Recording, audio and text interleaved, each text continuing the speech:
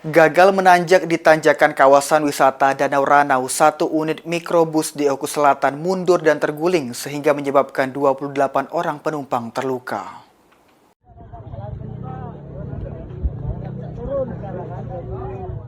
Sebanyak 28 penumpang Mitsubishi mikrobus dengan nomor polisi BE7403BU mengalami luka-luka akibat kecelakaan tunggal yang terjadi pada Sabtu sore sekitar pukul 17 waktu Indonesia bagian Barat. Insiden tersebut terjadi di Jalan Raya Pusri, tepatnya di Desa Pusri, Kecamatan Buai Pematang Ribu, Ranau Tengah, Kabupaten Oku Selatan. Kecelakaan bermula saat bus yang dikendarai oleh Kardi melaju dari arah Banding Agung menuju Simpang Pusri dengan membawa 28 orang penumpang. Saat melintas di tanjakan dan menikung di lokasi kejadian, kendaraan diduga tidak kuat menanjak dan mundur tak terkendali hingga terguling di badan jalan. Beruntung tidak ada korban jiwa dalam peristiwa ini, namun seluruh penumpang mengalami luka-luka. 25 orang korban tergulingnya bus yang mengalami luka ringan langsung dievakuasi ke Puskesmas Buai Pematang Ribu, Ranau Tengah.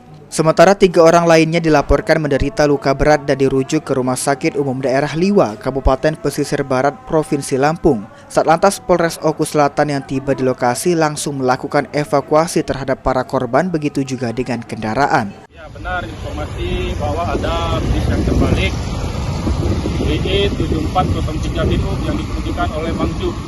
Nah, kendaraan ini dari Banding menuju ke Simpang Pusri di jalan yang sempit dan tanjakan tidak kuat menanjak.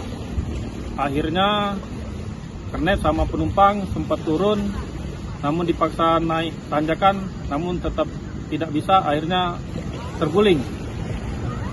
Kemudian Pak, tindakan yang dilanjutkan apa Pak? Kalau tindakan yang dilanjutkan, kita mendatangi TKP, melakukan koordinasi kepada keluarga korban, dan kita akan melakukan evakuasi kendaraan. Lalu juga kami sampaikan bahwa di sini terdapat 28 penumpang.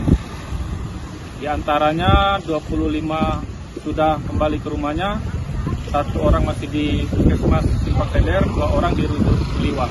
Rencana tindak lanjutan dari Satlantas Polres Oku Selatan, kita melaksanakan koordinasi dengan BPJS maupun Jasa Harja dan tetap berkoordinasi dengan keluarga korban untuk membantu dan meningkatkan keadaan korban tersebut. Sari Fitriana, PAL TV.